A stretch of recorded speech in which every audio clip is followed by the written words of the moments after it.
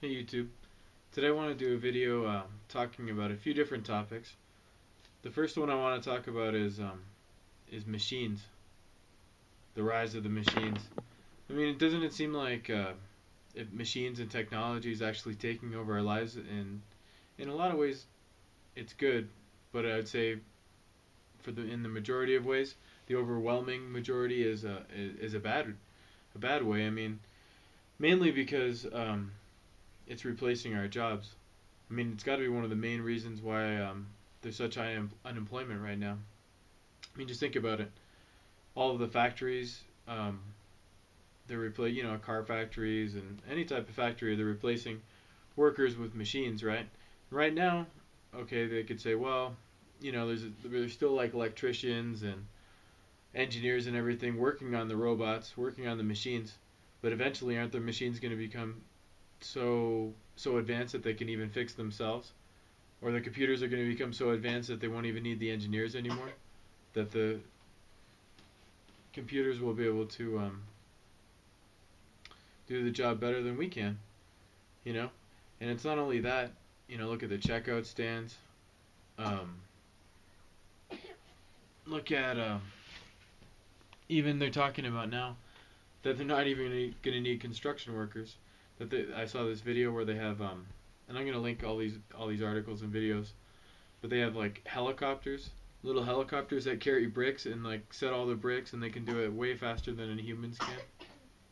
Um, Drones, they're actually replacing soldiers, and apparently, I mean, they have robotic soldiers. They just haven't unveiled them yet. It might not, the technology might not be quite there, but we're getting pretty close. I mean, aren't we going to be pretty much obsolete at that point? I mean, is that part of the whole, is it a conspiracy where they're just going to eliminate us at that point, or there's just going to be a few of us left? Like, probably not. I think it has more to do with capitalism.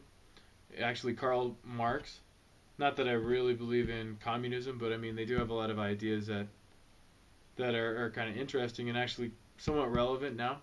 A lot of people are actually going back to look at those ideas again, you know. But I'll talk about that in a bit. But he pretty much predicted that we'd eventually be replaced by machines. And if you think about it, it's actually the capitalist's duty to do that. Where does profit come from? You know, if if I buy a commodity, if I buy steel, and I just if I buy the steel and then I sell it, I don't really make any money, right? The price of the commodity is more or less stable. If I take steel and I make something out of it, or I pay you to make something out of it, right? And then I sell it.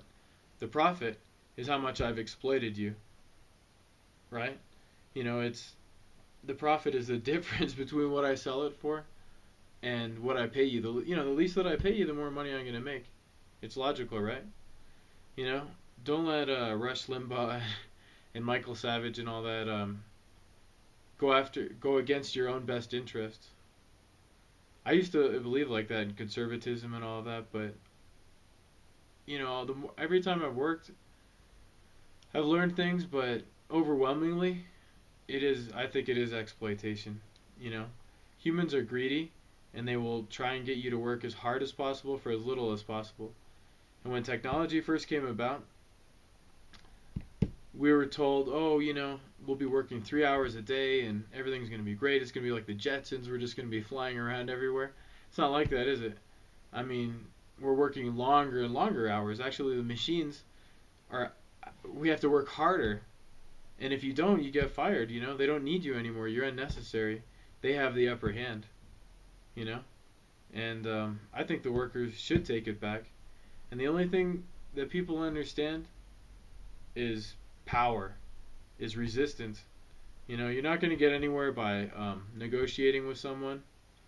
I'm sure most adults realize that the people understand um, protests, violence. That's just the way of the world, you know. And us as Americans, as workers, things are just going to continue getting worse and worse and worse. There's going to be more and more exploitation, more and more unemployment, unless we take a stand. And I'm not saying we should destroy all the machines. I mean, machines are useful tools, but they should be there to help us to where we do need to work less and where we can share in the profits, not making a certain 1% of the people richer and richer. Just my thoughts. Um, but, you know, it is really relevant nowadays. The older ideas, because history repeats itself, and we're coming into a time of depression. And you know what happened in the last depression? There was a world war, the rise of fascism, pretty much the rise of communism.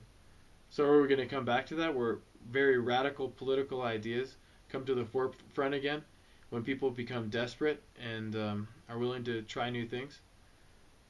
As far as I can see, we're pretty much at the end of the system of capitalism. It's run its course. And the crisis hasn't begun recently. It began around 1975 when oil production began to diminish, and that was pretty much the peak of capitalism. Then they opened up the world markets in order to stifle labor, right? They let money and capital flow freely to wherever it was cheapest, to Mexico, to China, in order to drive down your wages, to make you feel like, hey, you're not that important, we can get it done anywhere we want, right?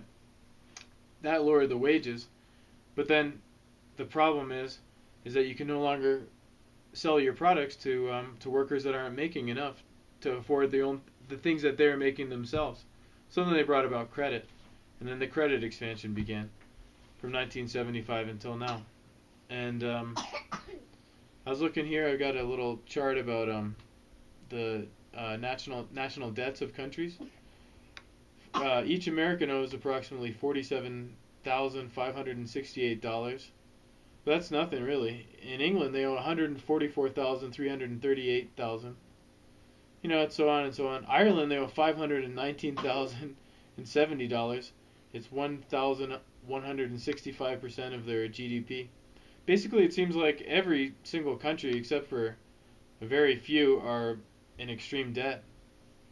And what I wonder is there any country that isn't in debt, and who do they owe all this money to? I mean, obviously they'll owe a lot of it like back and forth between each other and to the IMF, but I mean, someone must really have a lot of wealth to have given all this away. I mean, somebody must be positive, right? Or is everybody in debt just to each other? And it's just, I mean, to me, it's unsustainable the way that things are going. The economy is going down. How can that money ever possibly be repaid?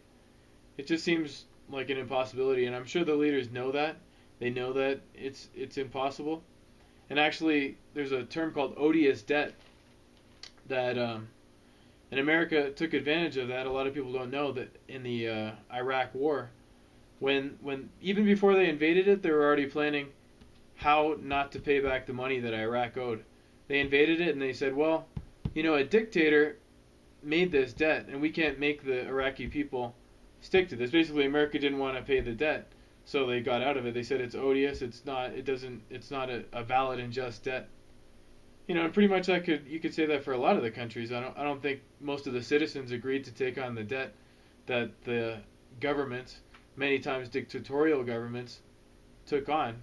So I mean, should they have to pay for it? I mean, should Greece have to pay back the money for corrupt kickback contract deals, which only a few of the oligarchs really benefited from?